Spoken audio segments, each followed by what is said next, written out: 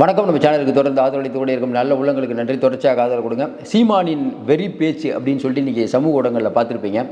அதாவது விஜய் பற்றி எப்பயுமே பேசுகிற மாதிரி கொஞ்சம் தரக்குறைவாக பேசி கொண்டிருக்கும் போது கூட்டத்திலிருந்து ஒரு குரல் வருது. அது ஒரு பெரிய சர்ச்சையாயிடுச்சு. அப்போ சீமான் அவர்கள் விஜயை பற்றி பேசினால் அவங்க கூட்டத்திலிருந்தே சத்தம் போடுறாங்க அப்படின்னா, ஏன்னா இவ்வளோ பெரிய கூட்டத்துக்கு நடுவில் ஒருத்தர் சத்தம் போடுறாருன்னா அதுக்கு ஒரு துணிச்சல் வேணும். அப்படிப்பட்ட சூழ்நிலையில் இது சமூக ஊடகங்களில் வெகுவாக பரவி கொண்டிருக்கிறது. ஏற்கனவே சொல்லிட்டோம், திருமாவர்களாகட்டும் இன்றைக்கி இருக்கக்கூடிய நம்ம சீமானாகட்டும், ரெண்டு பேரும் குறிப்பாக இந்த ரெண்டு பேரும் இன்றைக்கி விஜயை பற்றி தனிப்பட்ட முறையில் ரொம்ப மோசமாக பேசிகிட்டு இருக்காங்க. ஏன் இவர்கள் ரெண்டு பேர் மட்டும் இவரை பேசுகிறாங்க? குறிப்பாக சீமான் ஏன் பேசிகிட்டு இருக்கார்? இப்போ திருமாவர்களும் சேர்ந்துட்டார். இன்னும் குறிப்பாக பார்த்தீங்கன்னா திருமாவுக்கும் சீமானுக்கும் ஒரு அச்சம் நிலவுது. இவர்கள் ரெண்டு பேரும் மக்களால் புறக்கணிக்கப்பட்டவர்கள். அந்த உங்களுக்கு தெரியும், கொஞ்ச நாளைக்கு முன்னாடி அந்த வழக்கறிஞருடைய அடிதடி மேட்டரில் திருமாவர்களுக்கான இமேஜ் மொத்தமே கீழே போயிடுச்சு அப்படின்னு நீங்கள் நினச்சிங்கன்னா சொல்லுங்கள். ஏன்னா இன்றைக்கி இருக்கக்கூடிய சூழ்நிலையில் சீமான் அவர்களும் திருமாவர்களும் ஏன் விஜயை பார்த்து பயப்படுறாங்க? தொடர்ந்து நம்ம சொல்லிகிட்டு இருக்க மாதிரி முதல்ல விஜய் வந்த ஒன்று, அரசியல் களத்துக்கு வந்த ஒன்று நேரடியாக எடுத்தவுடனே பாதிக்கப்பட்டவர் அப்படின்னு மக்களால் நினைக்கப்பட்டவர் யாருன்னா சீமான் தான். ஏன்னா இளைஞர்கள் கூட்டம் சீமானுடைய வெறி பேச்சினால் கவர்ந்து இழுக்கப்பட்டு அவர்கிட்ட போகிறாங்க. என்ன தெறி பேச்சு வெறி பேச்சு அப்படின்னா, கச்சத்தீவை மீட்போம், நம்ம ஆட்சிக்கு வந்துட்டோம்னா மாடு மேய்க்கிறவங்களை ஆடு மேய்க்கிறவங்களாம் அரசாங்க ஊழியராக்குவோம், இந்திய நிலப்பரப்பில் பெருசாக போலீஸ் படையை நிறுத்தி நம்மளுடைய மீனவர்கள் யாராவது சுட ஆரம்பித்தாங்கன்னா, யார் இலங்கையிலேருந்து சுட ஆரம்பித்தா நான் சுடுவேன்னார். அது பண்ணவே முடியாது, உங்களுக்கு தெரியும். ஆனாலும் சிரிக்காமல் அவர் சொல்கிறாரு. அதையும் சிரிக்காமல் அவங்க கேட்குறாங்க. ஏன்னா டக்குன்னு வர இளைஞர்களுக்கு புரியல, ஏதோ சீமான் பெருசாக பண்ண போகிறார் அப்படிங்கிறாங்க. அதுக்கப்புறம் கொஞ்ச நாள் ஆன உடனே தான் இவர் சொல்கிறதெல்லாம் பொய்ன்னு நினச்சிட்டு அப்படியே வெளியில் மாற்றுக் கட்சிக்கு போகிறத பார்த்தோம். ராஜீவ்காந்தியிலேருந்து நம்ம அதிமுகவுக்கு போன கல்யாண சுந்தரம் வரைக்கும் நிறைய பேர் இருக்காங்க. இன்னும் பார்த்தீங்கன்னா அவரை பற்றி பர்சனலாக வெளியில் அவர் இவர்கிட்ட பணம் வாங்குறாருன்னு பேசக்கூடியவங்களாம் நிறைய பேர் இருக்காங்க. நம்ம ஆதாரம் இல்லாமல் பேச முடியாது.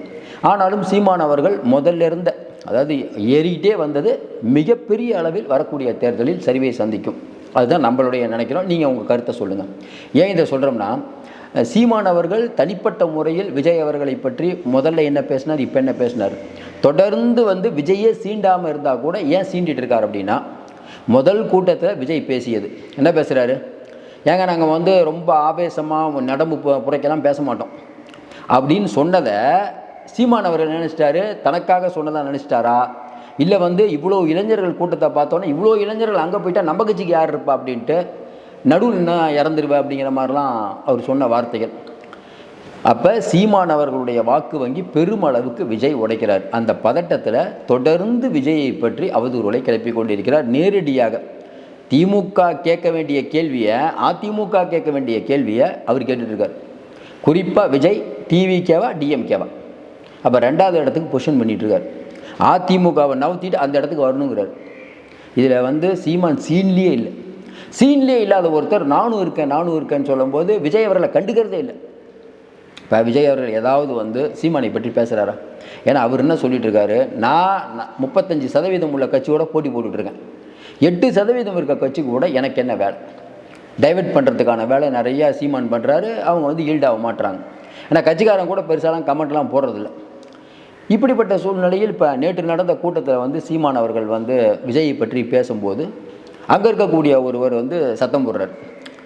உடனே சீமான் அதுக்கு எப்பயுமே கொஞ்சம் டக்கு நிதானம் இழந்துருவார். நேற்று நிதானத்தோடு பேசிட்டார்.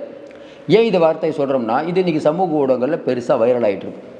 தொடர்ந்து சீமான் அவர்கள் மக்கள் மத்தியில் ஏன் இவர் எப்போ பார்த்தாலும் மைக்கை கிடைச்சா விஜயை மட்டும் திட்டுறாரு, தொடர்ந்து விஜயை பற்றி ரொம்ப ஒருத்தர் புகழ்ந்து பேசிக்கிட்டே இருக்காருன்னு வச்சுக்கோங்களேன். அவர் விஜயோட ஆதரவாளர். நம்ம என்ன நேற்று சொல்லியிருந்தோம், விஜய் அவர்கள் கரூர்லேருந்து மாமல்லபுரம் கூப்பிட்டு பார்த்தாரு.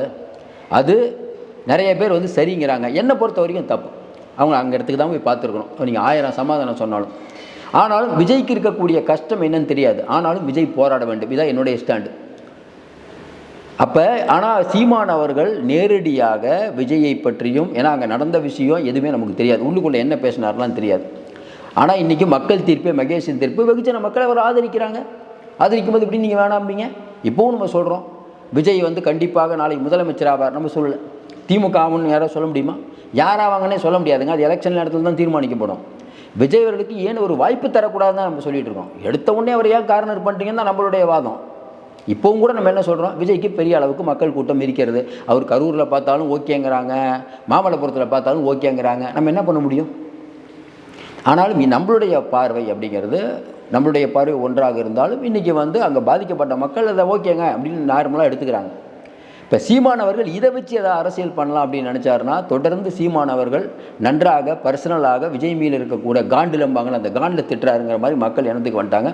8% அப்படிங்கிறது சீமானவர்களுக்கு இந்த தடவை வெகுவாக குறையும் தான் வெகுஜன மக்கள் சொல்கிறாங்க. அதனால் அவர் பேசிகிட்டு இருக்கார். இந்த வீடியோ வந்து சமூக ஊடகங்களில் இன்றைக்கி பெருசாக வைரல் ஆகிட்டு இருக்கு. நீங்களே சொல்லுங்கள், விஜய் அவர்களை பற்றி தொடர்ந்து இப்போ ஏற்கனவே இதே மாதிரி தான் வந்து இதில் வட மாவட்டத்துக்கு போயிட்டு இதே சீமான் அவர்கள் வந்து அங்கே இருக்கக்கூடிய அந்த பிரச்சனையை பற்றி பேச ஆரம்பிக்கும் போது அங்கே இருக்கக்கூடிய வன்னியர்கள்லாம் வந்து பெரிய அளவுக்கு சண்டை போட்டதை பார்த்துருக்கோம். அப்போ சீமானுக்கு ஒரு பயம் வருது. ஏன்? அந்த ஏரியாவில் அவங்க அதிகமாக இருக்காங்க. அப்போ அந்த ஏரியாவில் அதிகமாக இருக்கவங்க வந்து உங்களை கார்னர் பண்ணி ஏதாவது வந்தால் நீங்கள் அவங்கள பற்றி பேச மாட்டீங்க. விஜய் ஆட்கள் அப்படியே சும்மா விட்டுறாங்க, அவங்க பாட்டுக்கு சரி ஏதோ பேசிட்டு போகிறாருப்பா விட்றாங்க. அப்படிங்கும்போது தொடர்ச்சியாக அவரை பற்றி பேசி கொண்டிருக்கிறீர்கள். நீங்கள் நினைக்கிறீங்க எதிர்ப்பு வரலன்ட்டு, ஆனால் மக்கள் பார்த்து கொண்டிருக்கிறார்கள். வரக்கூடிய தேர்தலில் சீமானுக்கு அதற்கான பதிலடி கண்டிப்பாக கொடுப்பார்கள். இது ஒரு பக்கம். இன்னொரு பக்கம் நம்மளுடைய திருமாவர்களுக்கு என்ன பிரச்சனை? வட மாவட்டத்தில் இன்றைக்கி திருமாவர்களுக்கு தோளோடு தோல் நின்ற இதுவரை நின்று கொண்டு இருந்த பட்டியலின வாக்குகள் இன்றைக்கி வந்து விஜய் பக்கம் போயிடுச்சு. அதாவது விஜய் கூட்டத்துக்கு போகக்கூடியவங்க யாருப்பா, என்னப்பா ஆர்ப்பரிச்சு போகிறாங்க, டிரான்ஸ்ஃபார்மரில் அங்கே விசில் அடித்து பெரிய அளவுக்கு பல விஷயங்கள் பண்ணுறாங்களே அப்படின்னா அது பெரிய அளவுக்கு நம்ம மக்கள் தாங்க. திருமாவர்களுக்கு தெரியும் இன்றைக்கி இருக்கக்கூடிய சூழ்நிலையில் திரும்ப அஞ்சுவது எதற்காக? தன்னிடம் இருக்கக்கூடிய பட்டியலின வாக்குகள் இன்றைக்கி விஜய்க்கு போயிருக்குன்னு அஞ்சுறாரு, வேறு ஒன்றும் இல்லை. ஏற்கனவே நம்ம சொன்ன மாதிரி இன்றைக்கி வந்து திருமாவர்கள் விஜய் வரும்போது ஒரு நிலைப்பாடு, இப்போ ஒரு நிலைப்பாடு. இன்றைக்கி இருக்கக்கூடிய நிலைமையில் ஏற்கனவே வேங்கை வயலிருந்து பல விஷயங்கள், ஒன்று வேணாம் வேங்கை வயல் விஷயத்தை எடுத்துக்கோங்க. திருமாவர்களுடைய நிலைப்பாடு என்ன? தமிழ்நாடு முழுக்க ஒரு பெரிய போராட்டத்தை நடத்தியிருக்க வேணாமா? திமுக ஆட்சியில் தான் நீங்கள் இருக்கீங்க, கூட்டணி விட்டு வெளில வாங்க சார். ஏன்னா உங்கள் மக்களையே வந்து இன்றைக்கி வந்து கேஸ் போடுறாங்க. அப்படிங்கும்போது எப்படி நீங்கள் பார்த்துட்டு இருக்கீங்க? வடகாடில் ஒரு சம்பவம் நடக்குது, சும்மா ஒரு அறிக்கையோடு நிறுத்திடுறீங்க. இந்த பக்கம் பார்த்தா தூய்மை பணியாளர்கள் பிரச்சனையில் வந்து ஏன் அவங்களை அரசு ஊழியர் ஆக்கக்கூடாதுன்னு நீங்களே சொல்கிறீங்க. எளிய மக்களின்காக கட்சி ஆரம்பித்து நீங்கள் எந்த பக்கம் போயிட்டுருக்கீங்க? அப்போ இதுவெல்லாம் இன்றைக்கி வெகுஜன மக்கள் மத்தியில் பெரிய அளவுக்கு அதிருப்தி. ஏற்கனவே அந்த வக்கீல் அடித்ததில் இருக்கிற கொஞ்சம் நெஞ்ச இமேஜும் போச்சு. அப்போ என்ன பண்ணலாம்? விஜய் மேலே பாயிருது. விஜய் வந்து புதுசாக அரசியல் கட்சி ஆரம்பிச்சிருக்காரு, இவருக்கெல்லாம் அரசியல் தெரியுமான்ட்டு. நீங்களே ஒரு நடிகர் பின்னாடி போனவர் தான் விஜயகாந்த், நீங்கள் தான் முதலமைச்சராகணும்னு சொன்னீங்க, மக்களுக்கு இதெல்லாம் தெரியாதான்? அப்போ இவர்கள் 2 பேருக்கும் நேரடியான பாதிப்பு. அடுத்து யார் பாதிப்பு? வட மாவட்டத்தில் இருக்கக்கூடிய பாட்டாளி மக்கள் கட்சி. பாட்டாளி மக்கள் கட்சிக்குன்னு தெரியும், ஐயாவுக்கும் தெரியும், பெரிய அளவுக்கு நம்மளுடைய ஓட்டை வாங்க போகிறார். வரக்கூடிய தேர்தல் எழுதி வச்சுக்கோங்க, இவர்களெல்லாம் எந்த அளவுக்கு நிற்க போகிறாங்கன்னு பாருங்களேன். வரக்கூடிய தேர்தல் விஜய் வந்ததுனால பல பேருடைய வாக்கு சதவீதம் போகுது. இல்லை இன்னொரு பிரச்சனை என்ன? இஸ்லாமிய வாக்குகள் வந்து விஜய் தனியாக நின்னா இஸ்லாமிய கிறிஸ்துவ வாக்குகள் யாருக்கு போகும்? கண்டிப்பாக நம்ம சொல்கிறோம் ஓரளவுக்கு அவர் வாங்குவார். தனியாக மட்டும் விஜய் நின்னார்னா திமுக ஆபத்து. திமுக நினச்சிட்டு இருக்காங்க அதிமுக பிஜேபி கூட போனால் மட்டும்தான் ஆபத்துன்னு, தனியாக நின்னாலும் அடிப்பார்.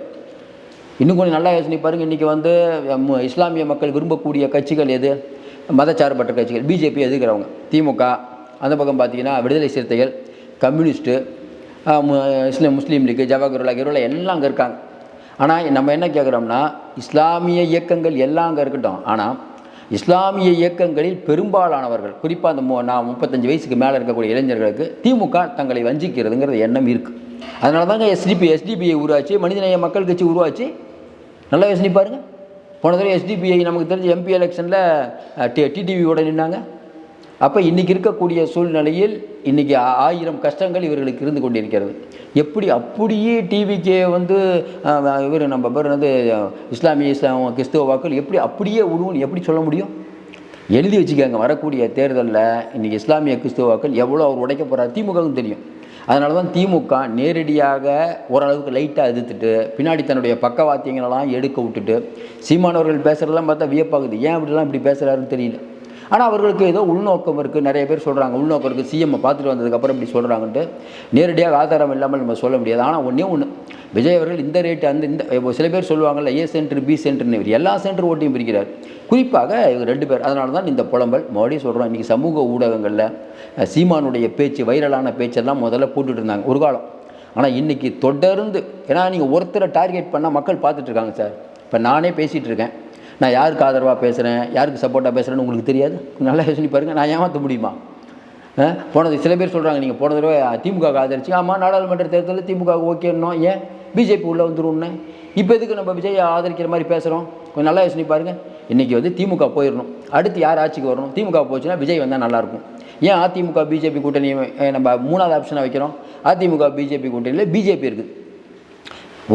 ஒருவேளை மெஜாரிட்டி இல்லாமல் எடப்பாடி போனால் பிஜேபி அங்கே அந்த அமைச்சரவை ஈடுபட்டால் தமிழ்நாட்டுக்கு நாசம். அதில் நம்ம ரொம்ப தெளிவாக இருக்கும். ஆனால் மெஜாரிட்டியை வந்துட்டால் எடப்பாடி கொடுக்க மாட்டார். அந்த ஒரு ஆங்கிளும் நம்மகிட்ட இருக்குது. ஆனால் இன்றைக்கி இருக்கக்கூடிய சூழ்நிலையில் திமுக ஆட்சி போக வேண்டும் அப்படின்னு வெகுஜன மக்கள் நினைக்கிறாங்க. நம்மளும் சொல்லிகிட்டு இருக்கோம். இந்த மழை வெள்ள பாதிப்புலேருந்து நிறைய மேட்டர் பேசிட்டோம் இதை பற்றிலாம். அதனால் இந்த விஷயத்தை பற்றி இது பேச வேணாம். மறுபடியும் சொல்கிறோம், இன்றைக்கி வந்து விஜயை பற்றி தொடர்ந்து இன்றைக்கி அவதூறு கிளப்ப அவர் பெரியார் ஆகிட்டு இருக்காரு. அவருக்கு கட்டமைப்பில்லை, அவருக்கு வந்து சரியான முடிவு எடுக்கலாம். சார், எல்லாம் சரியான முடிவு எடுக்கிறத வந்து யாருமே பண்ண முடியாது. எவ்வளோ பெரிய ஆளும் யானைக்கும் அடி சேர்க்கும். எவ்வளோ பெரிய ஆளும் சில தவறுகளை பண்ணுவார். அவள் விஜய் மட்டும் தவறே பண்ணக்கூடாதுங்கிறது இன்றைக்கி நம்ம தவறு பண்ணல, 1 2 பல தவறுகள் பண்ணிக்கிட்டே இருக்கலாம். திமுகவும் நம்ம வரலாறை பேச ஆரம்பித்தா எவ்வளோ பேசலாம். புதுசாக ஒரு கட்சி ஆரம்பிச்சிருக்காங்க, அவருக்கு 1000 இப்போ நெருக்கடி இருக்குது. அவர் ஒரு விஷயத்தை சொல்கிறாரு, நம்மளும் நம்ம கருத்தை சொன்னோம், மக்களும் உங்கள் கருத்தை சொல்கிறாங்க. என்னுடைய கருத்து தான் மக்களுடைய கருத்தை இருக்கணும்னு நினச்சினா அதோட முட்டாள் வேறு யாரும் இல்லை. நம்ம ஏற்கனவே தெளிவாக சொன்னது தான். விஜய் ஆட்கள் நம்ம சேனலை பார்க்குறாங்க, விஜய் ஆட்கள் வந்து விஜய் பற்றி பெருமையாக பேசுகிறாங்க அப்படின்னா அதுக்காக வந்து விஜய் வந்து கரூரில் வந்து கூட்டு வந்து மாமல்லபுரம் பார்த்தது எப்படி நம்ம சரின்னு சொல்ல முடியும்? இன்னொன்று சொல்கிறோம், இன்றைக்கி இருக்கக்கூடிய சூழ்நிலையில் விஜய் அவர்கள் அடுத்து வந்து இப்போ தினமலர்லாம் போட்டிருக்காங்களா, கட்சியை கலைச்சிட போகிறார், இந்த மாதிரிலாம் சில அவதூறு விஜயை பற்றி தொடர்ந்து அவதூறு பழப்பதற்கு பெரிய அளவுக்கான நெட்வொர்க் வேலை செஞ்சிட்ருக்குது. அதை அங்கே இருக்கக்கூடிய உள்ளே இருக்கக்கூடிய நிர்வாகிகள் முறியடிக்கிறாங்களோ இல்லையோ, அவங்க ரசிகர்கள் இருக்காங்கல்ல, இன்ஸ்டாகிராம் ஃபேஸ்புக்கெல்லாம் அலறிக்கொண்டு இருக்கக்கூடிய நிலைமை. ஒரு காலத்தில் சீமானுக்கு தான் அப்படி இருக்கும், இன்றைக்கி வந்து டிவிக்கே உள்ளே வந்திருக்குது. இன்னொன்றுங்க, நிறையா கட்சி வந்தால் நல்லது தானே, மக்களுக்கு ஒரு ஆப்ஷன் கிடைக்கும்ல. அந்த வகையில் விஜய் அவர்களை பற்றி இவர்கள் 2 பேர் பேசும்போது இவர்கள் 2 பேரும் அம்பலப்பட்டு இருக்கிறார்கள். நீங்களே சொல்லுங்கள், திருமாவர்களுக்கு இன்றைக்கி மக்கள்கிட்ட என்ன மரியாதை இருக்குது, சீமானவர்களுக்கு என்ன மரியாதை இருக்குது? தொடர்ந்து நிறைய அண்மை தகவலை தந்துட்டுருக்கோம். தொடர்ந்து ஆதரவு கொடுங்கள். மீண்டும் சந்திப்போம். நன்றி, வணக்கம்.